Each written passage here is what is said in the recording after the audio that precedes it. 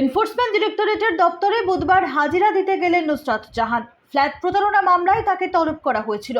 সেই তলব পেয়ে বুধবার সল্টলেকে সিজিও কমপ্লেক্সে গেলেন প্রাক্তন তৃণমূল সাংসদ নুসরাত জাহান। এই মামলায় এর আগেও বসিরহাটের প্রাক্তন সাংসদকে সল্টলেকের দপ্তরে ডেকে জিজ্ঞাসাবাদ করেছে কেন্দ্রীয় সংস্থা।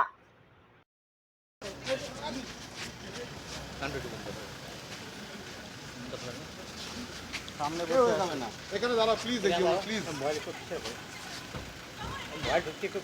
আচ্ছা দিদি সামনে যাবে, ঠিক আছে না?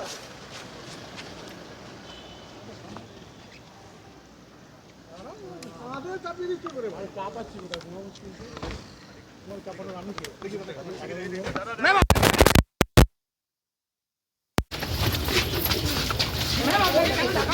এটা বলবেন ম্যাম, এটা বলবেন কোন মামলায় ডাকা হয়েছে? কোন মামলায়? নুসরাতি ফ্ল্যাট নাকি গমের মামলায় ডাকা হলো? কোন কেসে ডেকেছে একটু বলবেন? ঈশ্বরজি